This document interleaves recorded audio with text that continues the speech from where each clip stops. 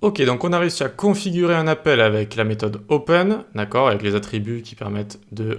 pas les attributs, les arguments qui permettent de configurer ça, et send pour envoyer la requête et par la suite recevoir les données. Très bien.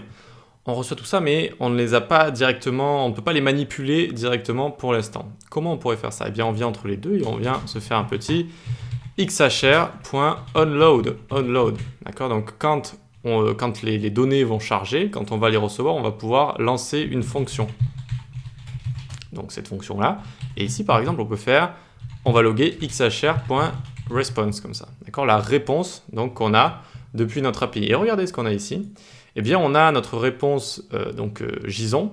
JSON qui peut soit démarrer à chaque fois avec des curly braces, donc des accolades comme ça, soit avec des crochets. D'accord? Donc, soit ça peut démarrer comme un tableau, soit comme un objet.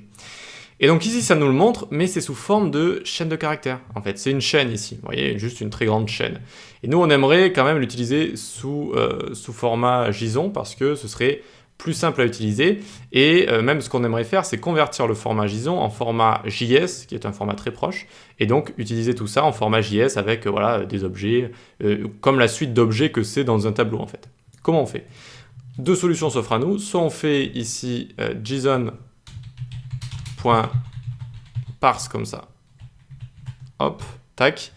Alors, parse, ça veut dire parse ou perse, parse, je dirais quand même. Donc, bref, on va le prononcer à la française, parse. Ça veut dire analyser.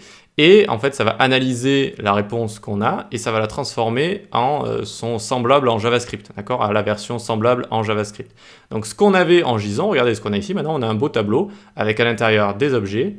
Et vous voyez ici que c'est des objets JS. Pourquoi? Tout simplement parce qu'il n'y a pas des guillemets autour des propriétés, ok? Et donc, on a bien réussi à transformer ce qu'on reçoit en JSON en JavaScript directement et on peut l'utiliser tranquillement comme ça. Donc il y a soit cette méthode-là, soit, donc là je le mets en commentaire, CTRL-C, tac, soit on peut venir ici et dire xhr.responseType, donc on lui dit le type de réponse ce sera vraiment juste du JSON, ok? Et donc une fois qu'on lui a dit ça, eh bien on peut loguer xhr.response comme ça. Et donc, ça l'aura analysé également, donc comme si on avait fait déjà JSON.parse. Et donc, ça va analyser la réponse vu qu'on sait que c'est tout le temps du JSON et ça va le transformer directement en JS. Et donc maintenant, notre xhr.response, ce sera directement la version JS de ce qu'on reçoit avec notre JSON. Ok?